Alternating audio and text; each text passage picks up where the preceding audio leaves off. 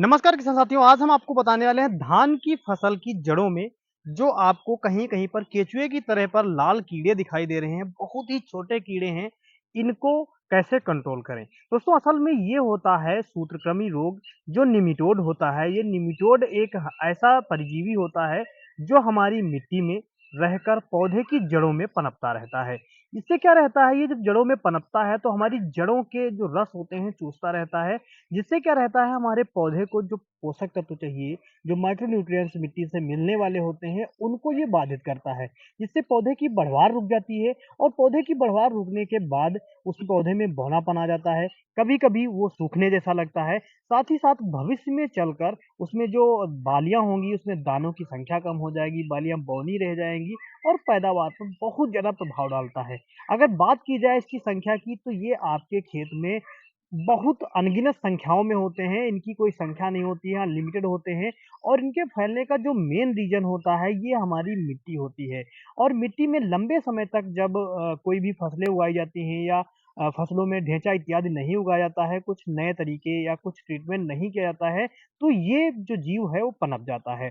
जिससे क्या रहता है, ये टमाटर भी, बैंगन भी और साथ ही साथ धान पर काफ़ी ज़्यादा अटैक करता है और इसकी जो जड़ें होती हैं, जड़ों को चूस देता है। कभी-कभी जड़ों को बिल्कुल खा जाता है, सड़ा देता है और ये जड़ों में छिपा रहता है।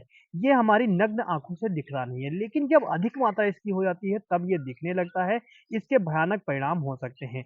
इसकी रोकथाम के लिए किसान भाई नए-नए तरीके अपना सकते हैं, जिसमें सबसे अच्छा तरीका ये है कि आप अपनी फसल लेने के बाद ढेंचा का प्रयोग करें। अगर आप ढेंचा अपने खेत में लगाते हैं 1-2 साल बाद, तब ये समस्या नहीं होगी। ढेंचा क्या रहता है, इसको बिल्कुल खत्म कर देता है। साथ ही साथ ट्राइकोडर्मा जो वेरिडी आता है, जो किसान भाई ट्राइकोडर्मा अपनी फसलों में जब जुताई करते हैं लास्ट मतलब बुआई से ठीक पहले, तब अगर इसका ट्रीटमेंट कर लेते हैं ट्राइकोडर्मा वेरिडी इत्यादि का, तब भी इस पे अच्छा कंट्रोल किया जा सकता है। साथ ही साथ अगर आप चाहते हैं कि इसको पहले कंट्रोल किया जाए, तब आपको ये कार्य कर लेने हैं, अन्यथा आपकी फसल में आने के बाद इस पे बहुत कम कंट्रोल आप कर पाएँगे। इसके लिए क्या है, आपको ढेंचा उगा लेना है और ज़्यादा से ज़्यादा कंपोस्ट गोबर की खाद का प्रयोग करना है, जिससे क्या रहेगा ये खत्म हो जाएगा। और एक चीज़ यह भी ध्यान रखिए, अगर आपने किसी खेत में ये समस्या देखी है, निमटोड वहाँ पर दिखाई दे रहा है, तो इस खेत की मिट्टी किसी खेत में ना जाने दें और जब भी आप पौधों का ट्रांसप्लांट करें, जैसे आपको जहाँ पर नर्सरी आपकी लगी है, वहाँ पर आपको निमटोड दिखाई दे रहा है, तो ट्रांसप्लांट करने से पहले नर्सरी को आपको जो शोधित है, उसको करना है, शोधन करना है, जिसके बाद आपको रोपाई करनी है। फंगस और जो कीटनाशक है, उसे शोधित करने के बाद करेंगे, तो जो कीट होंगे, जो निमेटोड होगा, वो पहले आपको खत्म करना होगा, फिर ट्रांसप्लांट करना होगा।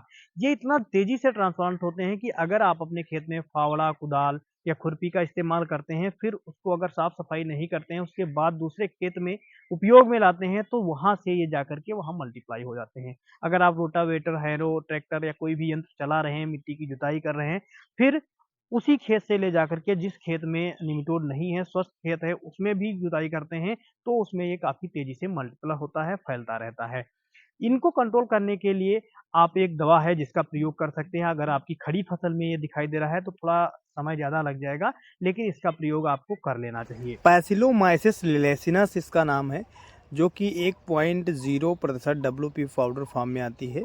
इसको अगर आप अपनी फसल में डालते हैं, स्प्रे के रूप में डालते हैं, तो काफ़ी अच्छा रिजल्ट मिलता है और निमेटोड की जो समस्या है वो उससे आप छुटकारा पा सकते हैं। जानकारी अच्छी लगे वीडियो को लाइक करें, अपने सारे मित्रों में शेयर करें। ऐसे वीडियो देखने के लिए मुझे फॉलो भी ज़रूर करें।